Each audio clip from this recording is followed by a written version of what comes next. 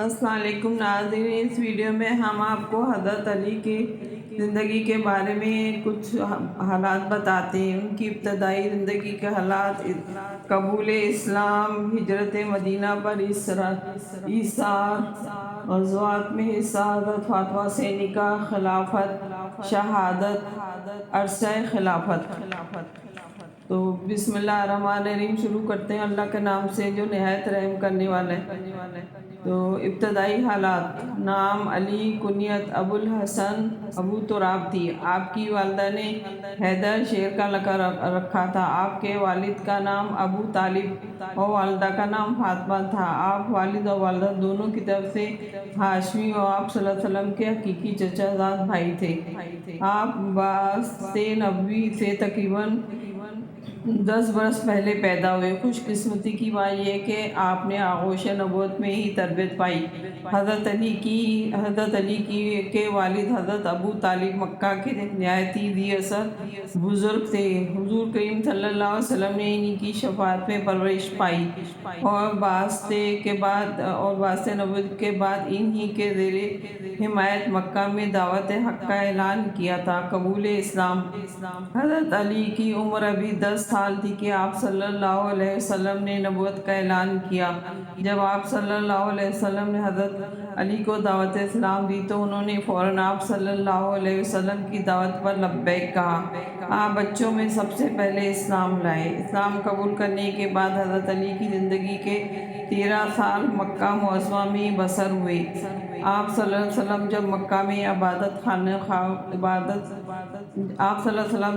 میں عبادت خداوندی کا فریضہ بجا لاتے تو حضرت علی بھی اس میں شرکت کرتے۔ حج کے موقع پر جب آپ صلی اللہ علیہ وسلم حضرت ابو بکر صدیق رضی اللہ تعالیٰ عنہ کی رفاقت میں مختلف قبائل کو دعوت اسلام دیتے تو حضرت علی کرم وجہ اللہ بھی آپ صلی اللہ علیہ وسلم کے ہمراہ ہوتے۔ ہجرت مدینہ پر ایثار: آپ صلی اللہ علیہ وسلم کو جب ہجرت مدینہ کا حکم ہوا تو آپ صلی اللہ علیہ وسلم نے حضرت علی کو اپنے بستر پر لیٹنے کا حکم دیا۔ خود حضرت ابو بکر صدیق رضی اللہ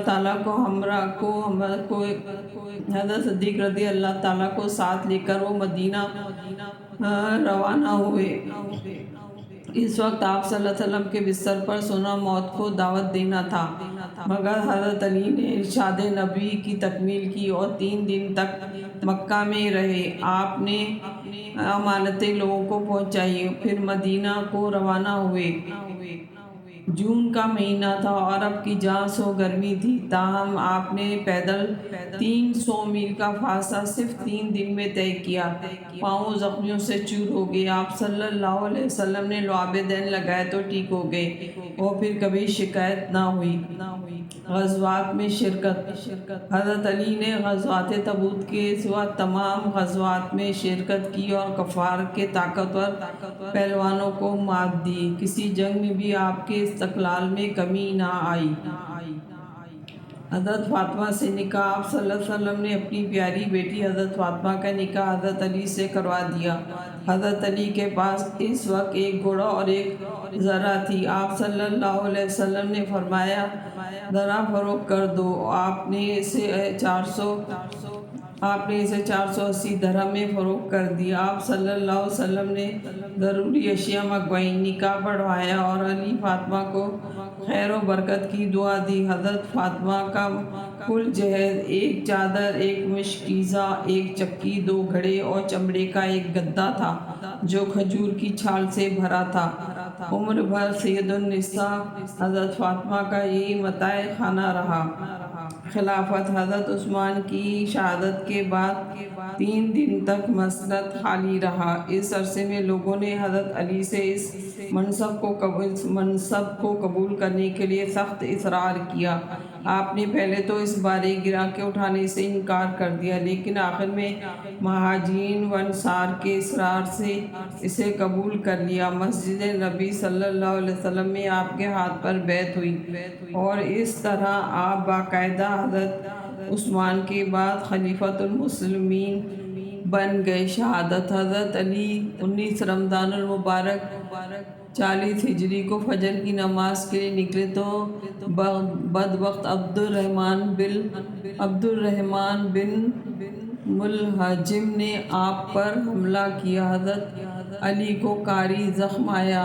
زخمی ہونے کے بعد تیسرے دن 21 رمضان 40 ہجری کو جام شہادت نوش فرمایا۔